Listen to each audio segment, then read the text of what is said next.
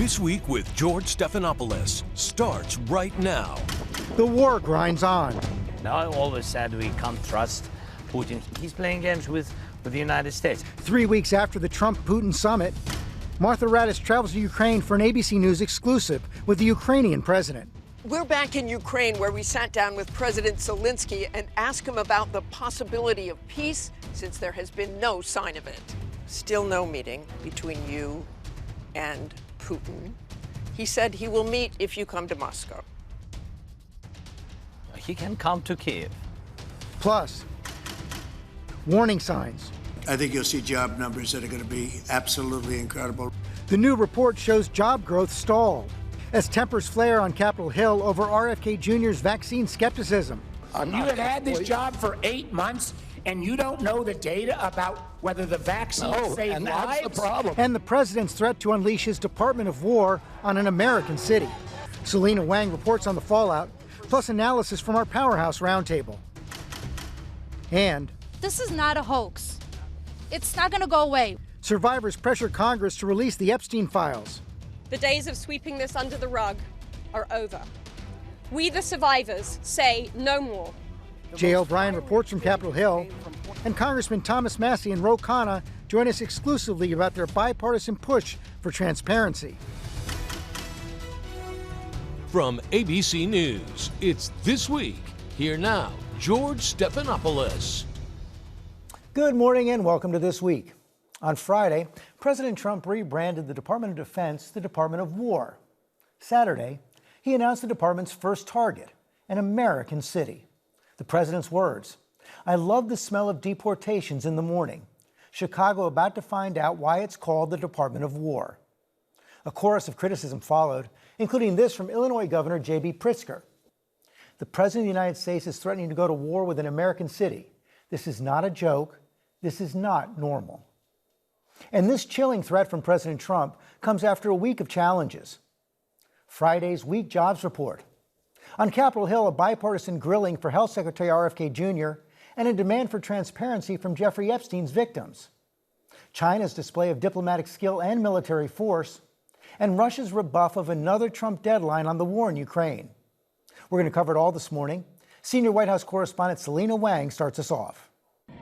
Protests in Chicago as President Trump escalates his threats against the third largest city in the nation. Trump resharing a manipulated image on social media that places him in front of the city. The image referencing the iconic 1979 film Apocalypse Now. The caption reads, "I love the smell of deportations in the morning. Chicago about to find out why it's called the Department of War." A reference to his Friday executive order rebranding the Department of Defense the Department of War. I think it sends really a message of strength. We're very strong. For weeks, Trump has been threatening to increase the federal presence in Chicago after sending 2,000 National Guard troops to patrol the streets of Washington and ramping up immigration enforcement in the capital. The ramped-up deportation campaign coming amid warning signs that Trump's immigration crackdown and trade war are causing cracks in the economy. President Trump brushing off a dismal new jobs report out Friday showing a steep slowdown in hiring. Employers added just 22,000 jobs in August, and unemployment rose slightly to 4.3%, the highest rate in nearly 4 years. And revised numbers for June show employment actually fell by 13,000 jobs, the first decline in almost 5 years.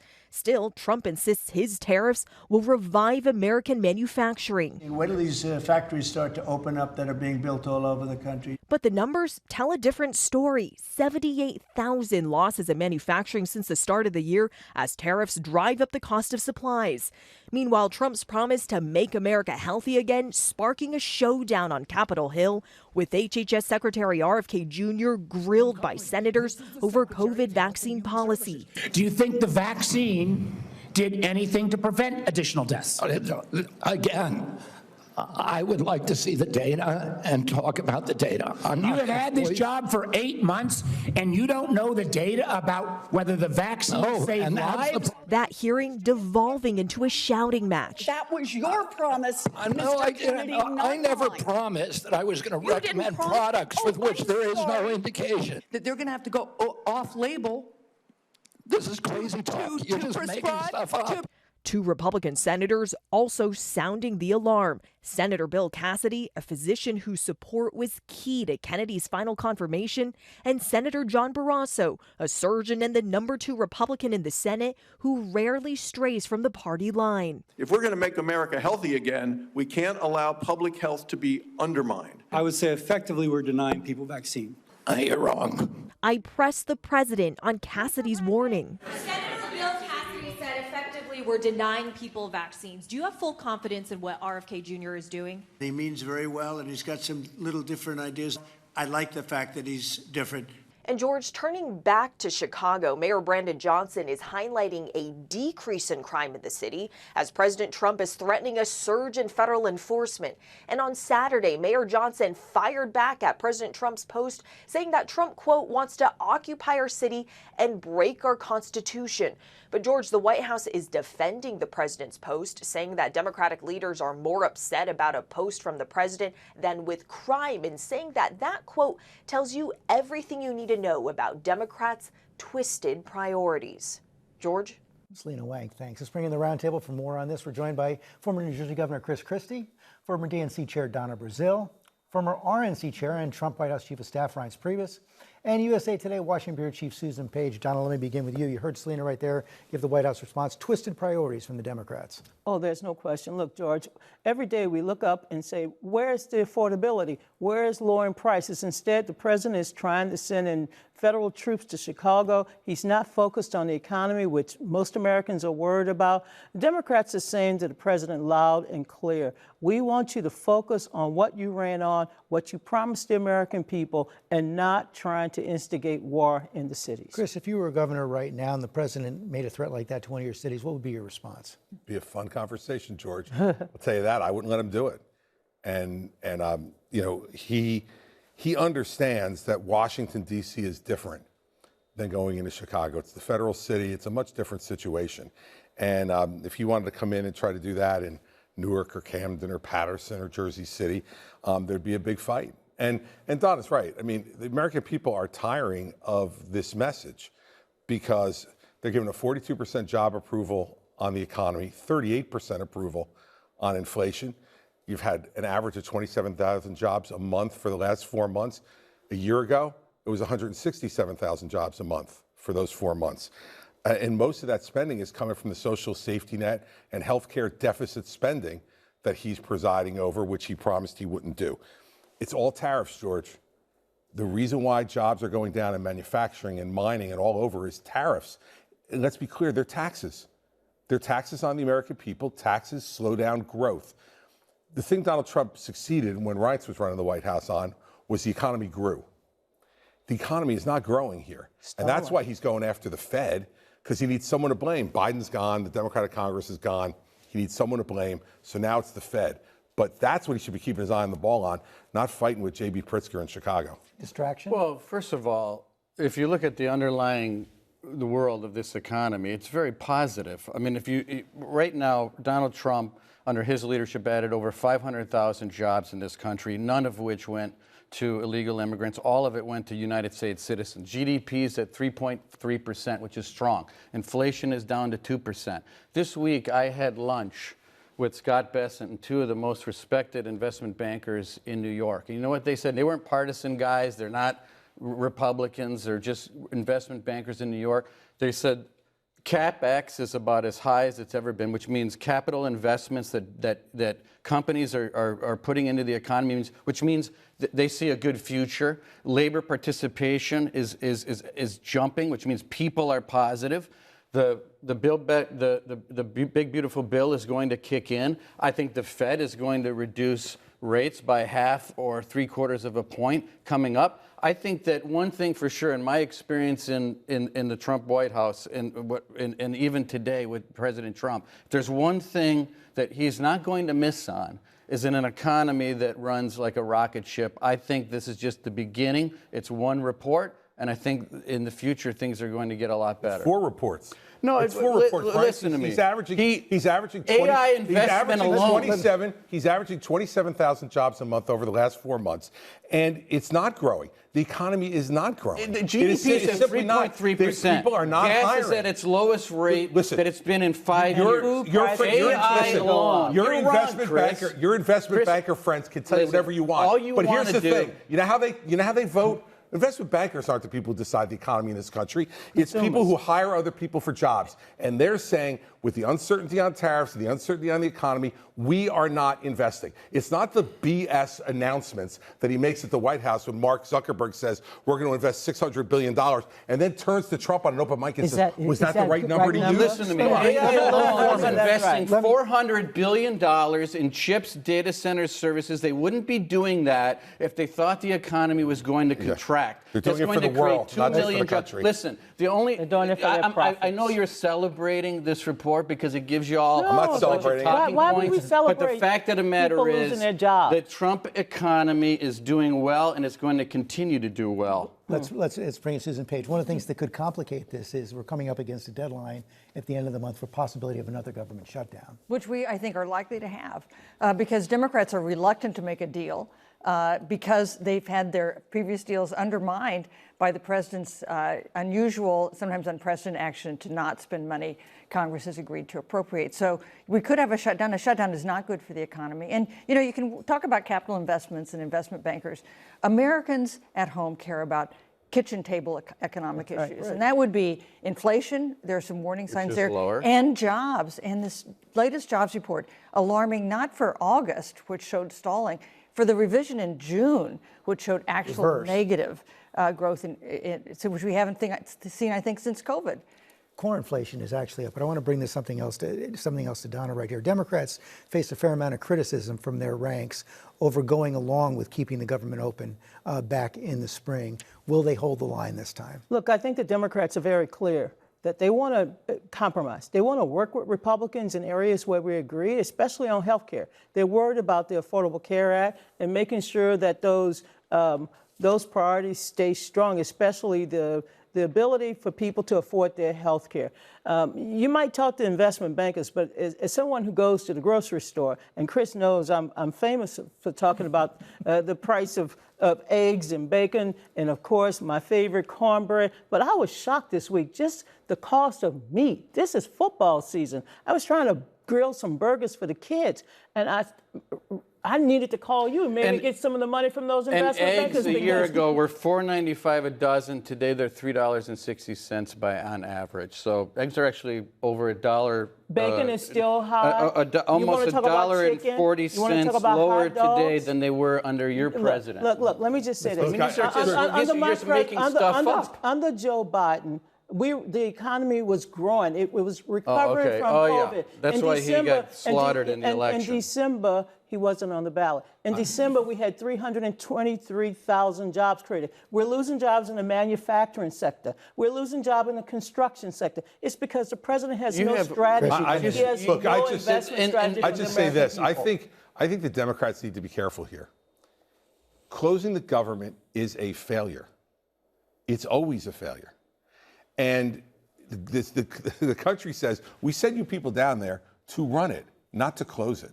And so I'd be very careful if I were the Democrats. They're not seen as accomplishing anything by their own party, or when you look at the poll numbers, by the majority of the country. But what should they demand in return? The president has not been spending money appropriated. That's it. Look, that's a negotiation. That's a negotiation they have to have, and they're going to have to be patient about the fact that courts and others will restrain the president in places where they think he's acting outside the law. That hasn't happened.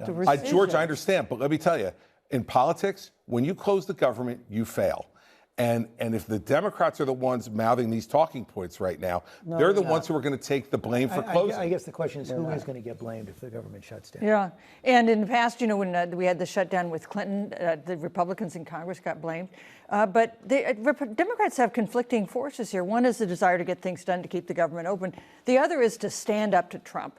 And you see this huge hunger among Democrats across the country, for Democrats in Washington, the congressional leadership, to take a tougher stance, like they see Governor Pritzker taking in Chicago. So I think it's not clear who would take the blame. Democrats are at risk because they can either make a deal or not, and they're going to be people who will criticize them either way. The bottom line is the Republicans control Congress, not the Democrats. The Democrats can provide the margins. That's if the Republicans can't unify. But what we saw early this year is that the Republicans unified because Donald Trump really went back and said, you better vote for these bills. Democrats need to stand up for the working people, stand up for health care, stand up for the jobs. But the last thing we need to do is sit down and wait for the Republicans to wreck the economy and then try to bail it out. One thing I know from running the RNC for 6 years and Barack Obama was president is that it's very hard to win a narrative in a government shutdown because no matter who is actually to blame, the president, and especially Donald Trump, it's going to be Donald Trump every day, all day. That is a narrative that the Democrats won't be able to win on a government shutdown no matter what happens. I agree. Let's bring it on back to RFK Jr. He faced a grilling, including from some Republicans on Capitol Hill this week. Are those cracks real or show? Yeah, I think they're real, and it's really a first sign where we see Republican senators who have been so compliant for President Trump stand up against not him perhaps, but his health secretary.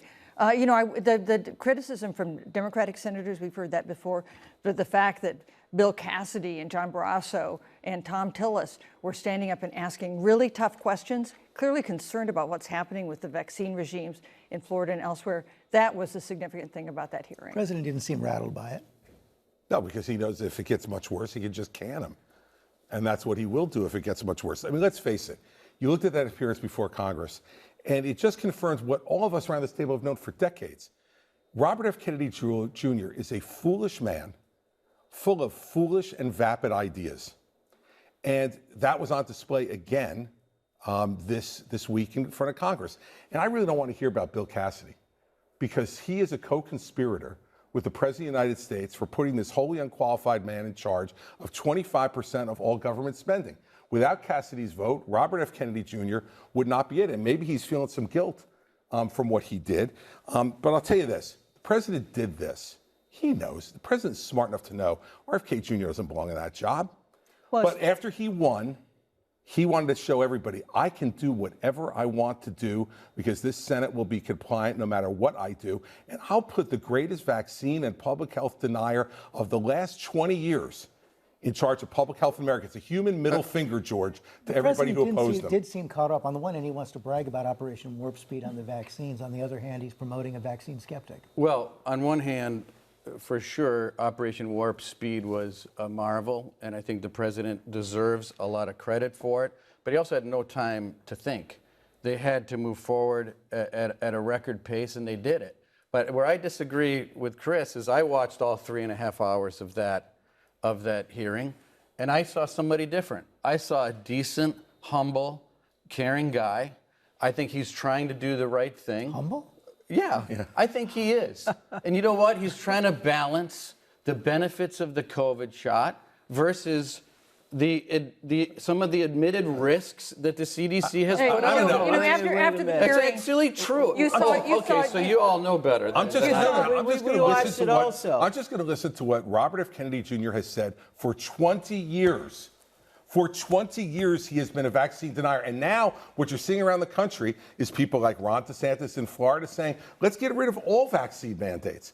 This would not be happening if Donald Trump had not put the greatest public health denier of the last 20 years in charge of it. It's not COVID. We don't have to mandate. But by the way, I'm not talking about COVID. That's what we're talking about. No. But that's what we're talking about. Maybe that's what you want to talk about. No. And the CDC put out their own statistics on vaccine injury and vaccine deaths. Who he hired and fired in 29 days. Well, you know what? He just undermined his own agency by cutting over $500 million from these life-saving vaccines. Life-saving. They can get the shot. They're not taking away the shot. Do you know how tough it is? That's what Senator Kennedy was saying. Certain groups of people in the United States actually don't need to take the shot. Do you not agree with that? Of course I do. So it doesn't need to be mandated. Physician? How many people can afford to go to see a doctor? These drugs should be available. What percentage of kids do you think actually take the COVID shot today? He's raising questions about vaccines across the board. It's not just COVID. It's not just COVID. That's my point. And so we should we should dismiss any person on the face of the earth that has a question about if they're vaccine scientists, mandates. we should listen to the science. But some scientists say something facts. different, Don. Right, You're not a scientist. Right, let me just ask you this, because I'm very confused. But I do know a little bit about Hold on. Well, very confused by you this morning. So I want to know, you think Robert F. Kennedy Jr. is the best man to be leading public health? No. Answer the question. It's not my decision. No. It's You're the supporting the president's decision. You're supporting the decision. I support his decision. You just called him a humble, qualified man. So you think he's the best person to lead public health in this country? I think he's the best person. He's a joke. And I think that the President of the United States has the mandate that you don't. Yeah, well, he made the choice. That is the last word right now. People will get sick because of Robert F. Kennedy Jr. Thank you all very much. Up next, Martha Raddatz speaks with President Zelenskyy from Ukraine. It's an ABC News exclusive, and we're back in 2 minutes. Have you talked to Vladimir Putin about the fact that yesterday a big U.S. factory was hit in a Russian airstrike in Ukraine? What's your reaction to that? I told him I'm not happy about it, and I'm not happy about anything having to do with that war. We'll see what happens. I think over the next 2 weeks we're going to find out which way it's going to go. That 2-week deadline for Vladimir Putin from President Trump has now passed with no relief from Russian attacks on Ukraine, including a massive air assault overnight. Chief Global Affairs anchor Martha Raddatz is on the scene in Ukraine for an exclusive interview with President Zelenskyy. The first strike was here. And then the second over Yeah, now we'll see. We met President Volodymyr Zelenskyy at this hollowed-out American-owned factory here in western Ukraine, destroyed by Russian cruise missiles 2 weeks ago.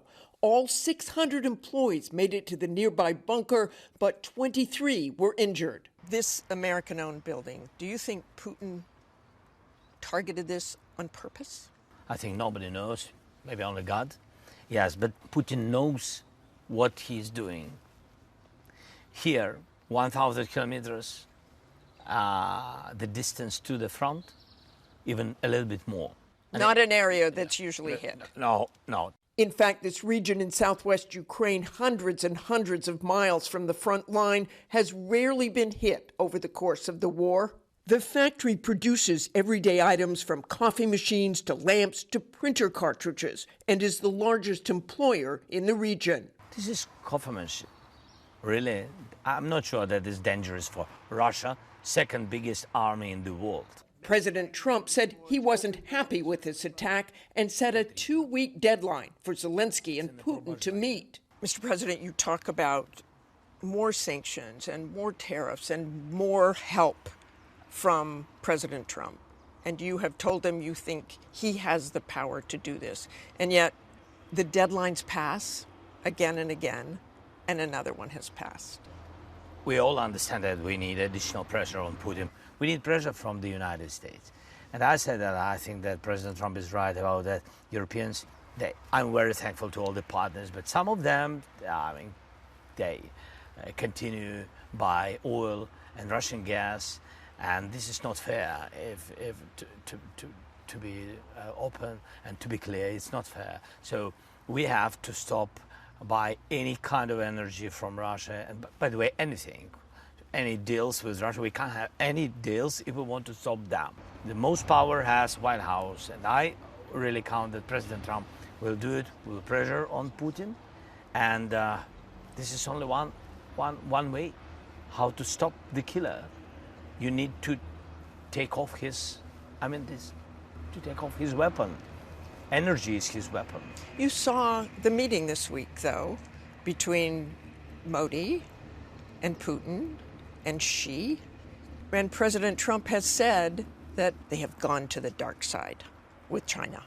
When you saw Modi there, who has helped Russia, so did the plan backfire of trying to put sanctions on them? No, I think the idea to put tariffs on the countries who continue make deals with Russia, I think this is right idea. Presidents Trump and Putin met 3 weeks ago in Alaska, but on the ground here in Ukraine, little has changed. Russia continues to pummel the country, the summit in Alaska. What was that like? I was not there. You were not there. I was not there. What can I say? You were here, and you were watching that summit. What did you think when you saw that, and you saw the red carpet, and you saw Putin arrive to talk about your country? I don't know. I think that it was a bilateral summit, and it's a pity that Ukraine was not there, because I think that President Trump gave Putin what he wanted. He wanted very much to meet with President Trump, with the President of the United States, and I think that Putin got it, and it's a pity. Putin doesn't want to meet with me, but he wants very much to meet with the President of the United States, to show everybody video and images that he is there. He said he will meet if you come to Moscow. He can come to Kiev. You know, if a person doesn't want to meet during the war, of course he can propose something which can't be acceptable by me or by others. It's understandable. I can't go to Moscow when my country is under missiles, under attacks each day. I can't go to this capital of these terrorists. It's understandable, and he understands it. It's the same proposition, as I said, that he has to come to Kiev. Yeah, so it's understandable that he is doing it to postpone the meeting. We said, I always said we can't trust Putin. He plays games, and he's playing games with the United States. I think so. It's to my mind. Do you think the possibility for a bilateral meeting is dead at this point? No, it was signal from the president and from President Trump, and I said, look, Mr. President, I'm ready for any kind of meeting, but not in Russia. Any kind of meeting, bilateral, trilateral, we'll be happy if you will be. And even preconditions which we had at the very beginning of the year, that ceasefire and then meeting. Then we spoke about security guarantees and then meeting. By the way, I'm thankful to the United States that if in the Washington, D.C., when we had meeting, the president said that America will be in security guarantees. I hope that it will be. I know you don't want to give any details about what you specifically discussed in Paris, but they have said they will provide security guarantees if there's a ceasefire, if there is peace. Tell us what you can. Does that mean thousands of troops, European troops, not U.S.? The first is a strong Ukrainian army, and I think that everybody understands it. Generals from the EU, United States, they understand that any security guarantees in Ukraine can be based only on our army. Then American weapon, which only United States has. It's air defense, Patriot, priority missiles and HIMARSs, and how about air support? Any kind of air support? Yeah, and in addition, plus Europeans, and of course we spoke about air support. We need air defense shield, but shield is not only air defense systems. And it's also about the jets. Jets, we used F-16s. We have old F-16s be open, but they're good. We can work better on than nothing, for sure. It's true. We are thankful for everything, yeah. Are you confident, 100% confident, that the Trump administration will see you through to a realistic peace? No, I think that President wants to finish this war.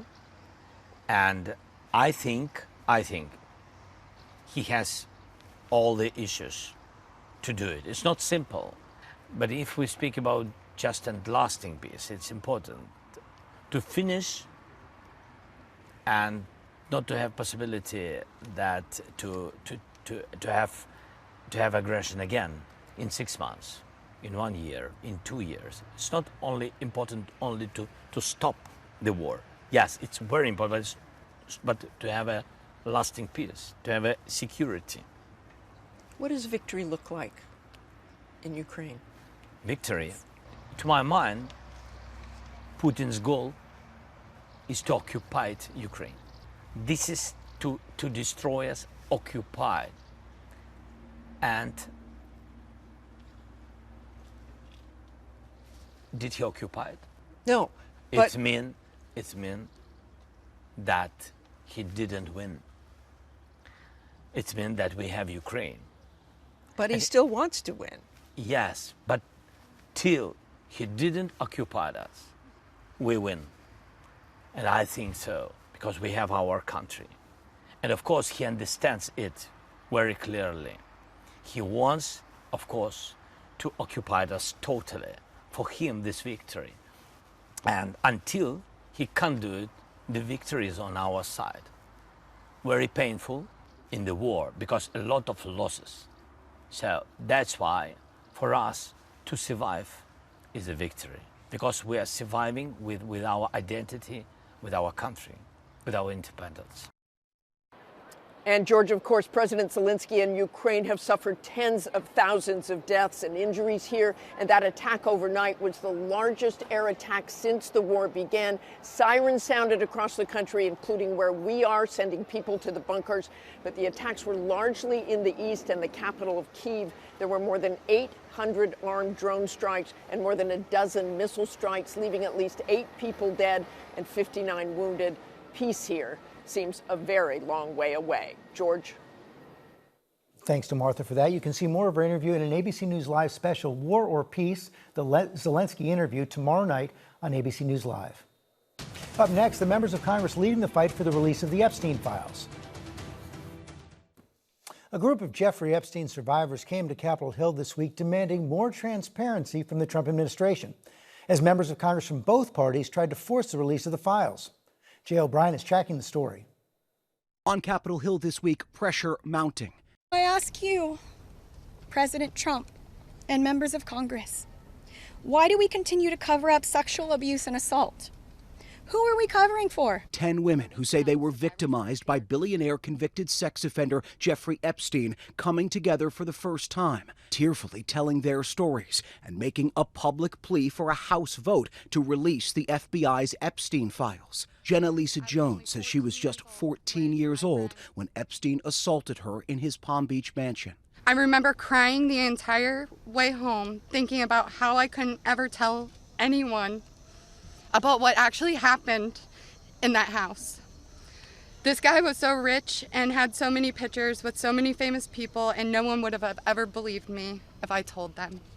President Trump, who was friends with Epstein for a decade in the 90s, once promised to release the Epstein files. As the women told their stories, President Trump was in the Oval Office. This is a Democrat hoax that never ends. Back on the Hill, I asked their reactions. The president has said that this Epstein issue is a hoax, is the words that he used.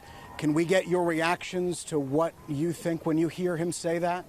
Mr. President Donald J. Trump, I am a registered Republican, not that that matters because this is not political. However, I cordially invite you to the Capitol to meet me in person so you can understand this is not a hoax. We are real human beings. This is real trauma. The women calling Trump's words devastating, like, quote, being gutted from the inside out, and later sitting down with ABC's Lindsay Davis. By show of hands, who's satisfied at this point, up to this day, with the current administration's reaction to the Epstein case? No one is satisfied. Lindsay asking about that unusual interview between the number 2 official at the Justice Department, Deputy Attorney General Todd Blanche, the president's former lawyer, and Epstein's accomplice, Ghislaine Maxwell, currently serving 20 years in federal prison for child sex trafficking. She was 100% involved. She was complicit, she was enabling, she was enmeshed with Jeffrey Epstein. The women throwing their support behind a petition from Kentucky Republican Thomas Massie and California Democrat Khanna to compel a vote to release the Epstein files. Defying the White House, 3 Republicans, including top Trump ally Marjorie Taylor Greene, joining the effort. Speaker of the House Mike Johnson adamantly opposed, citing victim privacy concerns. Some of those Epstein victims said that they don't feel that you and other leaders are doing enough. That's very unfortunate. I think they have been misled. We will follow the truth wherever it leads, and we'll do it as quickly as possible. For This Week, Jay O'Brien, ABC News, Washington. And we are joined now by Congressman Massie and Khanna. Thank you both for joining us this morning. Congressman Massie, let me begin with you and get your response to Speaker Johnson right there. He says you've been misled. He also suggested at one point this week, seemed to suggest that President Trump was an informant to the FBI about Jeffrey Epstein. Your reaction? Well, they haven't been misled, and the Speaker's point that the victim's safety is compromised or privacy is false, because when we asked the survivors at our event, did they support the legislation that Khanna and I have introduced, they all said yes. Now, I don't know if the Speaker misspoke when he said that Donald Trump was an informant. The lawyers for the victim said that Donald Trump had been helpful in 2009 in their case by giving them information, but being an informant implies some formal connection and ongoing relationship with the FBI. I don't know what that's all about. I think the Speaker needs to clarify that. And if it's a hoax, why was Donald Trump an informant to a hoax? Congressman Khanna, the effort to pick up Republican signatures appears to have stalled for right now. Are you still confident you have the 218 votes needed to force a vote on this discharge petition?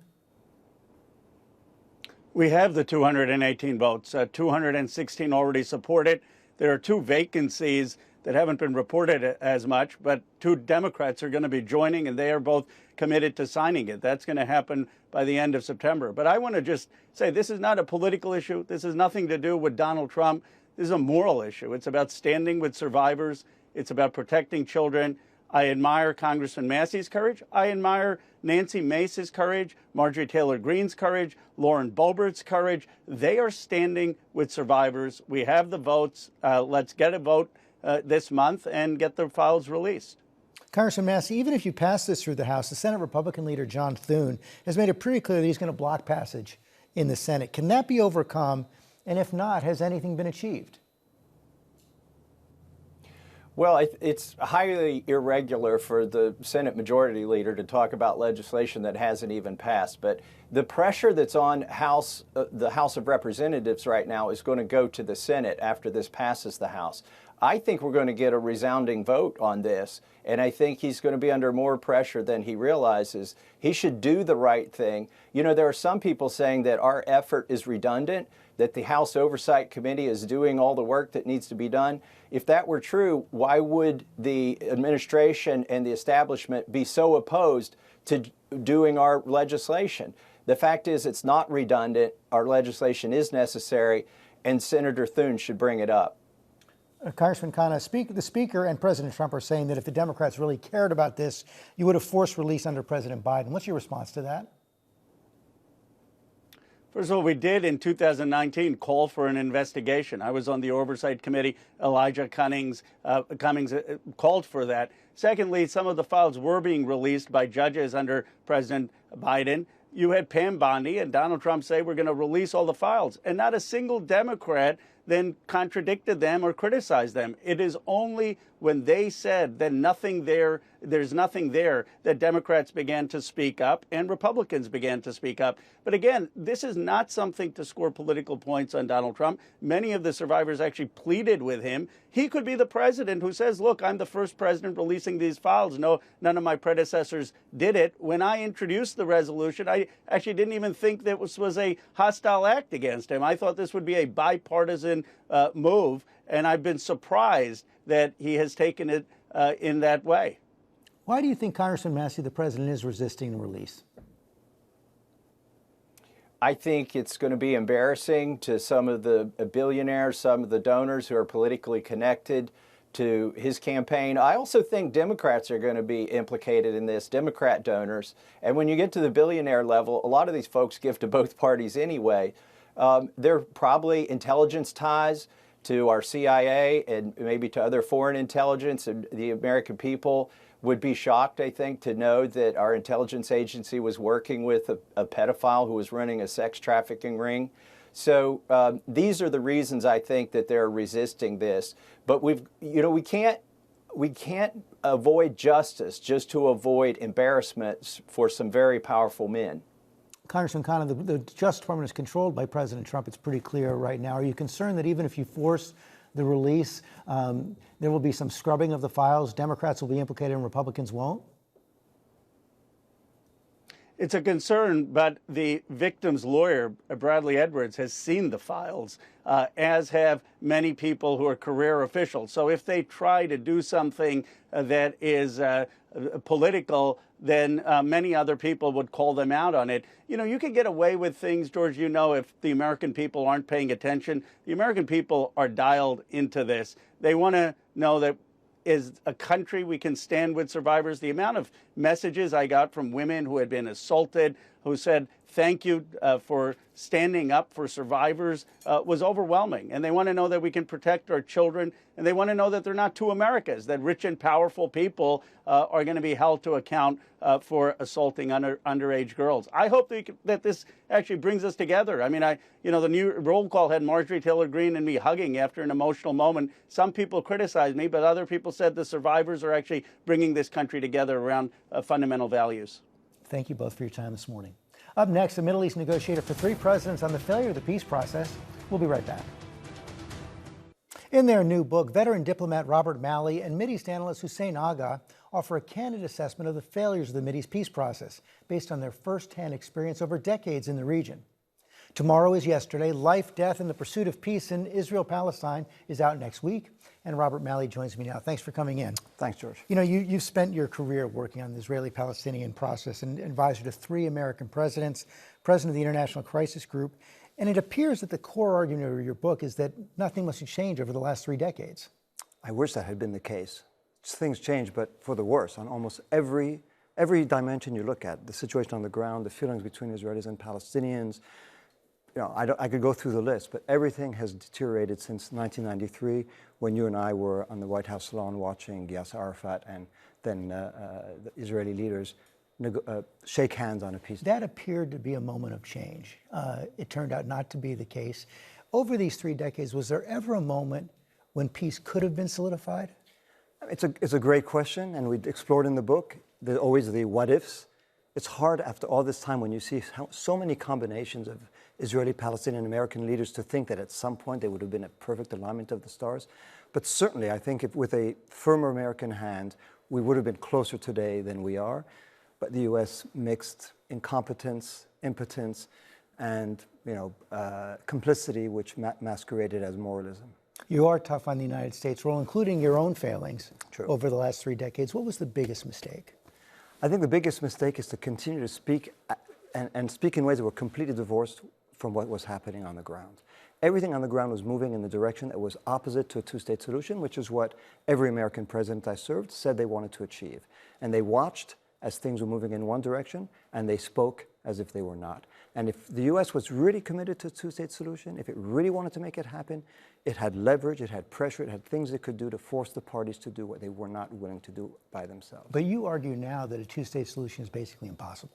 I think at this point, if only because of what's happening on the ground, if you just look at the landscape, if you look at the settlement constructions, if you look at, and then you look at the psychological dimension, the emotions between Israelis and Palestinians, the notion that Israel will accept an authentic, meaningful, sovereign Palestinian state in their, as their neighbor, that seems implausible. And the notion that Palestinians are going to agree to something that is a Swiss cheese of a state, a Bantustan-like, with degrees of autonomy but no real sovereignty, that just seems unrealistic today. And so rather than continue to say the same thing, 2 states, while everything on the ground is moving in the opposite direction, it's time to think of something new. But you struggle in the book to say if there really is anything new that can work. Well, the fact that it's hard to think of an alternative shouldn't lead us to stick and cling to something that we know hasn't worked and for 30 years has not worked. And in fact, as we say, as Hussein and I say, has led us to where we are today. It's hard to escape the conclusion that if after 30 years of a peace process, we end up with the ghastly violence of October 7th and the unspeakable horrors that have followed that, to say, well, let's go back and resume the quest for a 2-state solution. We need to think of something different, something new, something that will provide equal rights to all Jews and Arabs who live in the land between. I guess the question is, what kind of a process can create that? Because you are pretty honest in the book about how any possible alternative also has huge problems. Every alternative, whether it's a binational state, whether it's a confederation, a federation with Jordan, all of them have problems. And the truth is, as Hussein and I say, we failed. Both of us have failed for the last 30 years as well. And in Hussein's case, he goes back longer than that. So we're not going to be here and say we have a roadmap, we have a prescription. I think we need to, at least the first step is to be candid about what failed, and then to put on the table all kinds of different options, not just options about where to go, but the process itself. Why have the Arab states been so absent for all these years? Now may be the time where they step up and do what they haven't done and what the U.S. has not allowed them to do for years. Finally, before you go, you had your security clearance suspended amid allegations that you mishandled classified documents. You've also faced criticism from Republican members of Congress for being too close to Iran, too hard on Israel. What's your response? Well, first on the security clearance, I don't know that much. I know that my security clearance was suspended. They started an investigation without telling me what it was about. To this day, I don't really know what it was about. I may never know what it was about. What I do know is that after about a 2-year investigation, the Justice Department told my lawyers that the investigation was closed. As to my positions, I think people could look at them for themselves. I believe in diplomacy. I believe that there are ways to achieve solutions that don't entail war, that don't entail the killing of innocent civilians. And that's why I have always felt that a diplomatic outcome between the United States and Iran was better than the alternative. I think we had one under President Obama.